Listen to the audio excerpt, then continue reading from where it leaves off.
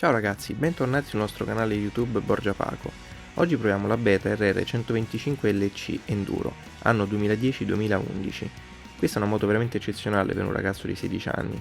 Da notare infatti subito i piccoli dettagli tra cui le forcelle Paioli a seli rovesciati, il monodisco anteriore classico a doppio pistoncino e il monodisco posteriore a singolo pistoncino sempre a profilo classico e non a margherita come si trovano sul K125 o su altre moto. Il motore Yamaha Minarelli è un 125 di centimetri cubici con 15 cavalli al limitatore ed è un motore veramente robusto e prestazionale per guidarlo con la patente A1. Inoltre raffreddato da un doppio radiatore a liquido ovviamente.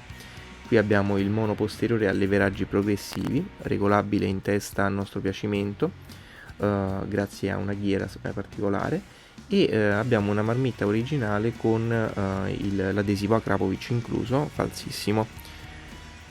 Dopodiché dobbiamo immediatamente notare la linea snella e leggera della moto che la rendono proprio particolarmente favorita nel fuoristrada e in particolare la corona a 63 denti avvolta da una catena regina accoppiata ad un pignone da 13 denti sull'anteriore al blocco motore per rendere la rapportatura più corta e quindi garantire la fuoriuscita da situazioni spiacevoli nel fuoristrada. Dopodiché troviamo lo schermo LCD con indicatore del folle, abbaglianti e di direzione e qui notiamo i chilometri totali percorsi, i chilometri parziali, il tempo sul giro, la velocità massima e l'impostazione per l'orologio, accompagnati dal voltaggio della batteria e l'indicatore dei chilometri orari. Notate come tutte le serrature sono poste sul serbatoio e sulla sella proprio per garantire la sicurezza della moto e qui notiamo il rubinetto della benzina che qui in questo caso è aperto, adesso è chiuso su off e nella prossima posizione andrà nella riserva. Questo sempre per non garantire la fuoriuscita di carburante se la moto dovesse ribaltarsi durante un'uscita in enduro. E in particolar modo il motore è dotato di una frizione a filo tradizionale e non a liquido o idraulica come la si vuole chiamare. In più il tutto è accompagnato da un paramotore che garantisce uno stile ancora più accattivante alla moto. Vediamo come se la cava in enduro.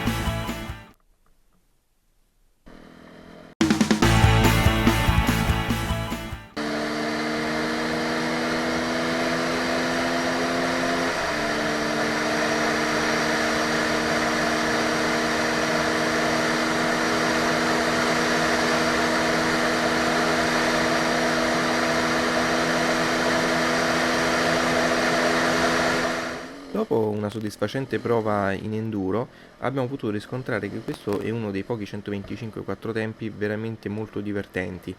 Infatti abbiamo riscontrato pochi problemi, uno di quelli più grossi sono stati l'indurimento delle forcelle e a volte anche del mono posteriore, che non garantiscono sempre un ottimo feeling con il terreno, proprio non essendo delle sospensioni da pista o preparate. Proprio anche perché queste stesse sospensioni sono montate anche sulla versione motard che comunque deve avere un settaggio più duro proprio per l'asfalto, cosa che invece nell'enduro dovrebbe essere intermedio o anche più morbido. Per quanto riguarda il divertimento e la stabilità in curva, non ci si può diciamo, lamentare perché è veramente un 125 ben fatto e su questo bisogna ringraziare Mamma Beta. Inoltre abbiamo anche voluto effettuare una prova su asfalto proprio per far capire a che velocità massima può arrivare una moto con rapporti corti, che è intorno quindi a massimo i 110 km/h per quanto riguarda questa moto, e ovviamente è anche omologabile per strada, però dal mio punto di vista non conviene con ruote tassellate e quindi con una, diciamo anche non in condizioni proprio di sicurezza andare sull'asfalto con queste moto, proprio per i loro problemi, ecco, a causa del fondo scivoloso, come potete aver visto in alcune immagini prima, e anche per non le elevate velocità, perché è comunque una moto che non raggiunge facilmente i 100 km/h, però ovviamente a causa dei rapporti corti. In ogni caso è comunque una moto molto divertente che tiene la strada comunque in modo impeccabile, non gli si può dire nulla, e per quanto riguarda anche le prestazioni sono più che soddisfacenti per un ragazzo di 16 anni. La moto tiene bene anche l'asfalto, infatti le Pirelli Scorpion Pro Film, le gomme che monta questa moto, sono omologate per la strada, ma ovviamente sono ruote fuoristradistiche, che garantiscono comunque un buon grip anche in curva. Per tutta la prova la moto non ci ha dato noie per quanto riguarda la fluidità della frizione e gli innesti del cambio, che sono risultati sempre precisi e fluidi. Inoltre il radiatore garantisce un ottimo raffreddamento dai surriscaldamenti durante proprio i momenti di sforzo del piccolo 125.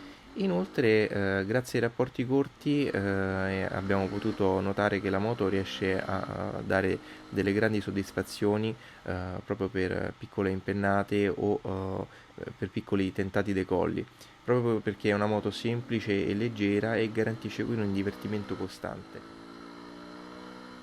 Arrivati alla fine della nostra prova, vi informo che la beta è in vendita dai concessionari a 4.500 euro franco concessionario e all'usato si aggira tra i 2.000 e i 2.500 euro. Ovviamente vi ricordo di iscrivervi al nostro canale per altri video come questi e mi raccomando mettete like, commentate se avete qualsiasi dubbio e noi ci vediamo al prossimo video. Ciao ragazzi!